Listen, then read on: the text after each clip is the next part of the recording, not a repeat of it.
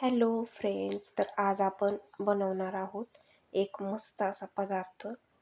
तर बघा, त्यासाठी सुरुवातीला आपल्याला 2 वाट्या ज्वारीचं पीठ घेणार आहोत. चांगलं चाळून वगैरे घेणार आहोत. त्यानंतर आपण आपल्या आवडीनुसार कोणतीही भाजी टाकू शकता त्यामध्ये. तर मी मुगाची भाजी बनवली होती, तर मुगाची भाजी सगळी मुलं आवडीने खात नाहीत, मग मी त्यासाठी मुगाची भाजी निवडलेली आहे. आणि मूग पौष्टिक पण असतात त्यामुळे. तर बघा, आपण मुगाची भाजी मिक्सरला बारीक करून घेणार आहोत, जेणेकरून छान पद्धतीने बारीक झाल्यानंतर त्या पिठामध्ये चांगले मिक्स होऊन व्यवस्थित होत. तर बघा, आपण मुगाची भाजी त्यामध्ये टाकून घेतलेली आहे. त्यानंतर आपण 2 वाट्या ज्वारीचं पीठ घेतलेलं आहे, त्यामध्ये बाकीचे जिन्नस आपण टाकून घेणार आहोत. ते छान पद्धतीने मिक्स करून घेणार आहोत. त्यानंतर आपण थोडीशी कोथिंबीर निवडून घेणार आहोत, निवडून चिरून ठेवलेली आहे.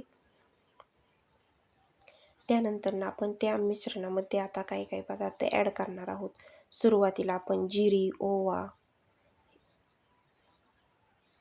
त्यानंतर आपण थोडीशी हळद, मीठ आणि हिंग आपण हे पण टाकणार आहे. आणि आपण हिरवी मिरचीचा वापर जास्त प्रमाणात नाही करणार, कारण आपली मुलं खाणार आहेत. कोथिंबीर जर कोणाला कमी वाटत असेल तर आपण थोडीशी हिरवी मिरची आणि लसूण पण त्यामध्ये ॲड करणार आहोत. तर बघा, अशा पद्धतीने बॅटर आपण तयार करून घेतलेला आहे. एक आपण नॉनस्टिकचा पॅन गरम करायला ठेवायचा आहे आणि त्यावरती ते छान पद्धतीने पसरवून घेणार आहोत. तर बघा, अशा पद्धतीने आपण पसरवून घेतलेलं आहे.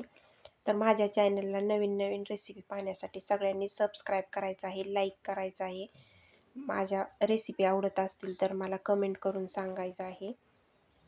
तर बघा, अशा पद्धतीने क्रिस्पी डोसा आपला ज्वारीच्या पिठापासून क्रिस्पी डोसा तयार झालेला आहे. एकदा नक्की ट्राय करून पहा, खूप छान होतो. खोबऱ्याच्या चटणीसोबत, लोणच्यासोबत, आपण कोणत्या पण पदार्थासोबत खाऊ शकतो.